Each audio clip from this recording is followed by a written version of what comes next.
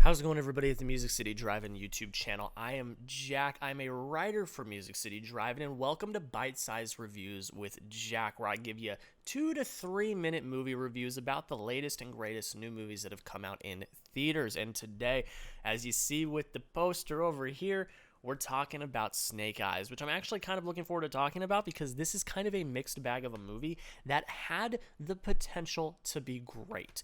That's the thing I've said in my full review, which you also can go check out if you have not already, and that's what I'm going to continue to say. This had the potential to be great, but it fell down the rabbit hole of hitting all the tropes in the book when it comes to the action genre. We will hit the good, though. I think Henry Golding gives an actually pretty good performance here. He brings emotion that just isn't really there throughout the rest of the film. He's the only really person that you can really latch onto and attach onto is Henry Golding. So I got to give him credit for actually giving a pretty good performance. And, of course, you came for the action. And some of the action, and I say this in all caps, some of the action is pretty cool. I think some of the fight choreography is nice. The stunts are pretty cool. And that's really what I can say. It's cool. It's cool. Nothing revolutionary, nothing groundbreaking. Again, it had the opportunity to be great, but it just fell short at the finish line for most of the things. And action is one of the biggest ones. And a lot of that is because of that gosh darn shaky cam. But we'll get there in the negatives. The best part of the writing, which I have a lot of problems with the writing of this film, the best part is the mythology and the world building.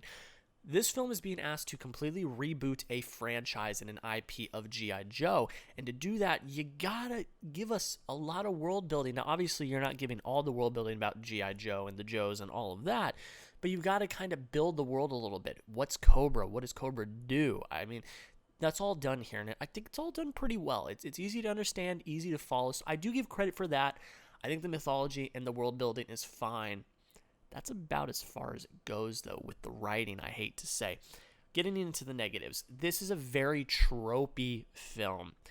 You look at the action genre, you find any trope in the action genre, especially like superhero and supervillain type stuff, it's here. They took every trope in the book and just threw it into this film. You can see it. It's very obvious. It slaps you in the face, and that took me out of the film. I didn't like that. I was like, oh, what are we doing? Why are we doing this? The writing here is extremely weak. I think the dialogue is really clunky and stiff. I didn't really enjoy that. I didn't enjoy many of the performances, and I don't really think it's the performance's fault. I genuinely think it's what they were given in the writing that I just don't think was that good. Why spoiler territory right now? Why are we hating the hero?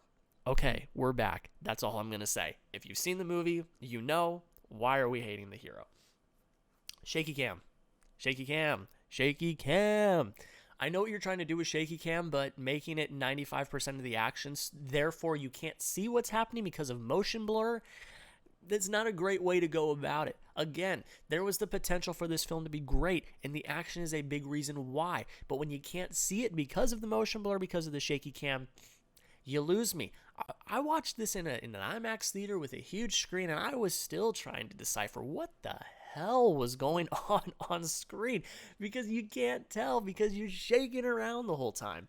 And the last really thing that I didn't enjoy is Samara Weaving's performance. And let me clarify, because she's a very talented actress. I don't think it's her performance. Let me rephrase that. It's her character of Scarlet.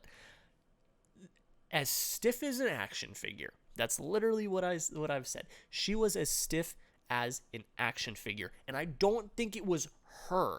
Do not think it was her performance. I think it was the writing that she was given and the direction that she was given.